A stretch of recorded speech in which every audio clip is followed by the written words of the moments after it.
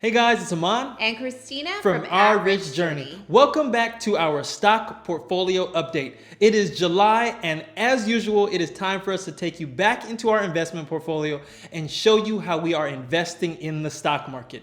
And as usual, we are going to answer a question about investing. And in this video, we are going to be focusing on taxes.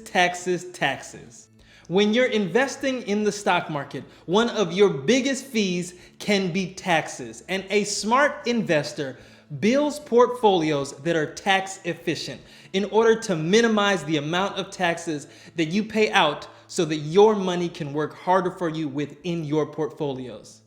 So when you are building your stock portfolio, you have to understand that tax efficiency is key to building your wealth. So we're going to go over our portfolio this month, and we're also going to be talking about tax efficiency. So if you're new to our channel, we invested $5,000 in March of 2020, right after the crash in the stock market. And every month since then, we've been investing $1,200 into our investments, and we open up our portfolio and show you how it's doing.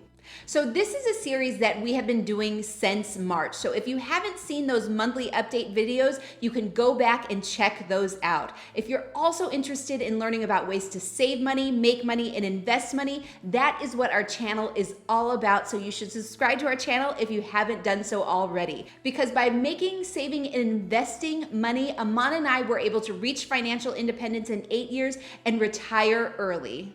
So without further delay, let's talk about tax-efficient investing. If you've never heard of it, it's when you select the right investments in the right accounts that allow you to minimize the amount of taxes that you pay on those investments. And by minimizing the amount of taxes that you pay, you are able to invest more money into the stock market. It is kind of a compounding effect just by making these smart decisions when it comes to identifying the right accounts and the right investments to invest in those accounts.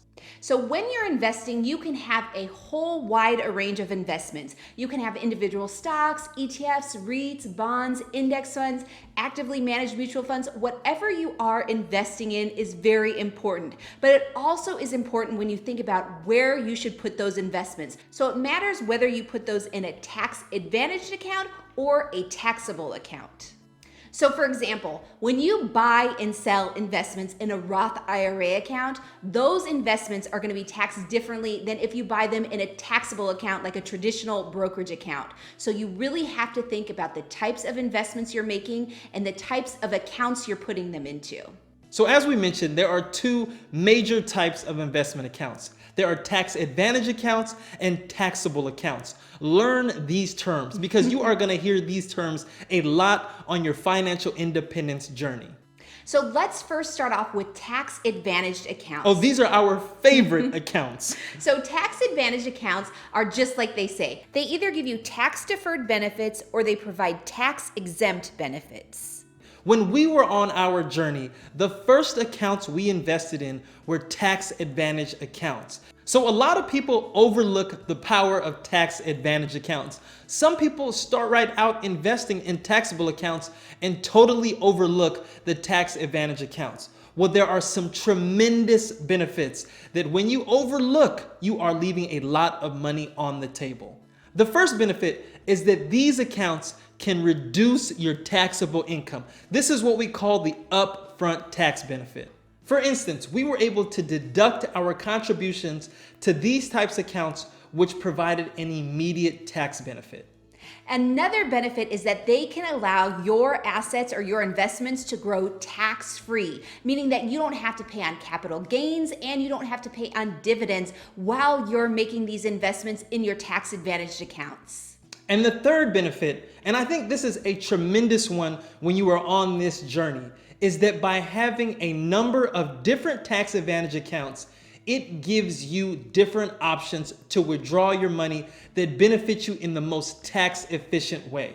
For instance, when you reach a certain age, you are able to withdraw from your Roth IRA, from your traditional IRA, from your 401k, all of these types of retirement accounts that are tax advantage accounts, but the withdrawals from these accounts are treated differently when it comes time to tax that income. And having that type of diversification on how your income is taxed is a huge benefit. It could mean paying no taxes at all for a lot of people.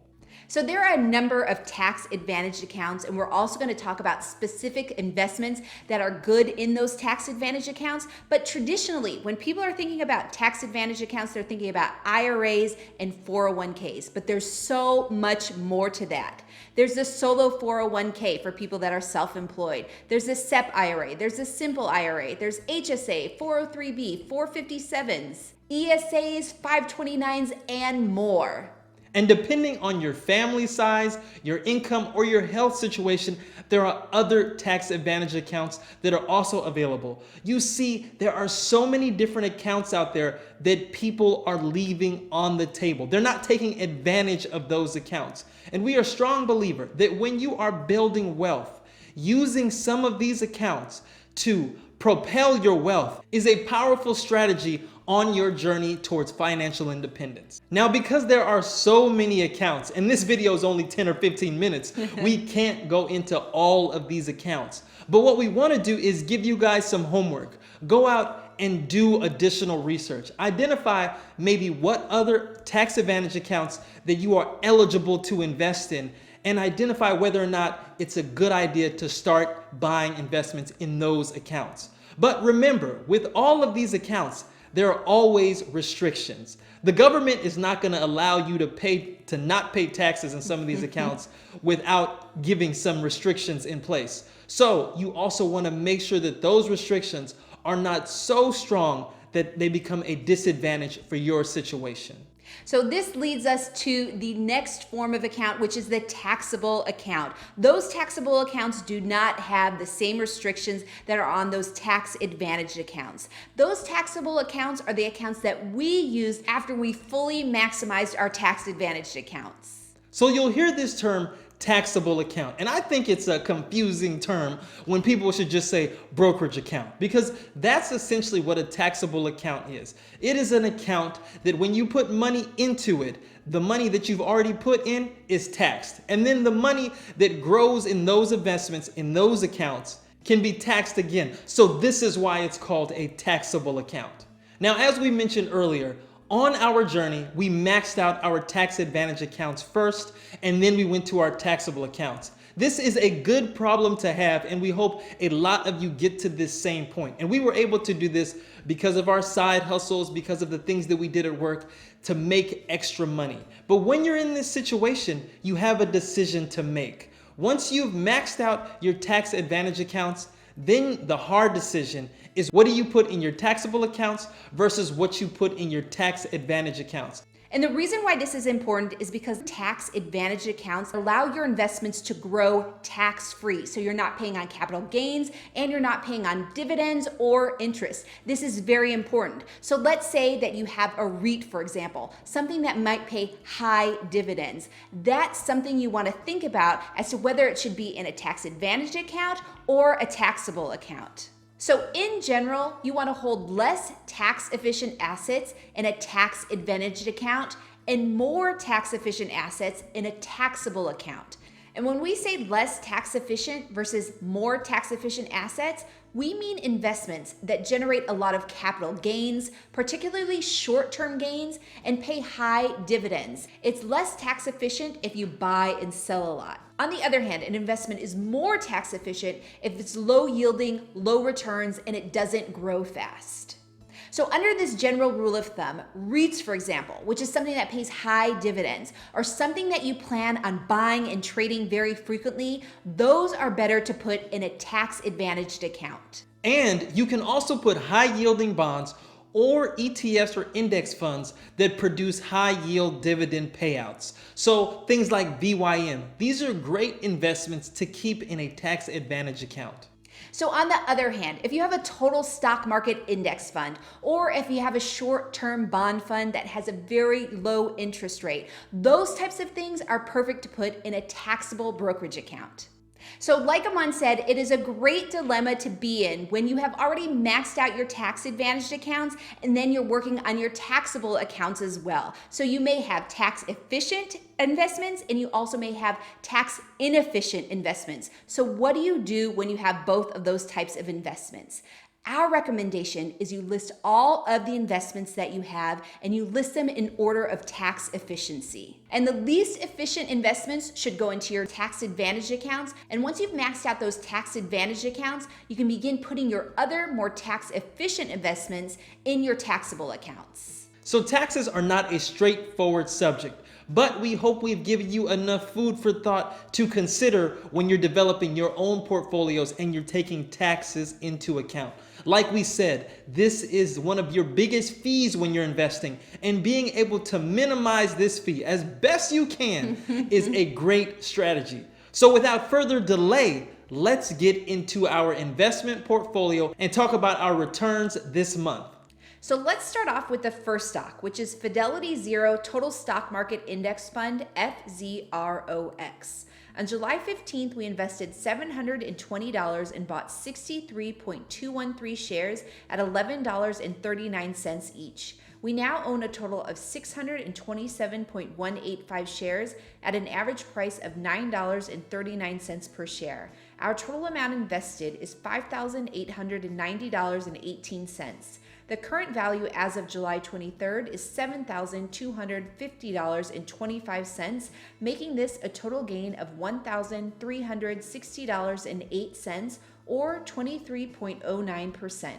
Our next investment is the Fidelity Zero International Index Fund, FZILX. On July 15th, we invested $240 and bought 24.540 shares at $9.78 each. We now own a total of 237.201 shares at an average price of $8.26 per share.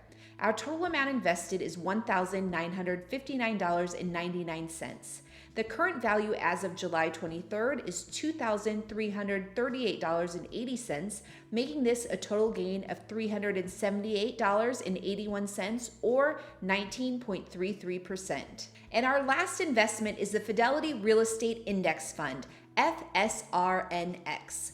On July 15th, we invested $240 and bought 18.321 shares at $13.10 each. We now own a total of 164.524 shares at an average price of $11.97 per share. Our total amount invested is $1,968.97. The current value as of July 23rd is $2,161.84, making this a total gain of $192.88 or 9.80%. Our overall portfolio as of July 23rd is valued at $11,750.89. This is up $1,931.77 or 19.67%. So that's it. That's our stock portfolio update for July 2020. If you guys are enjoying this series, please continue to pose your investment questions because we will answer them in upcoming videos. And as usual, if you like this video, give it a thumbs up, subscribe to our channel, and join the journey.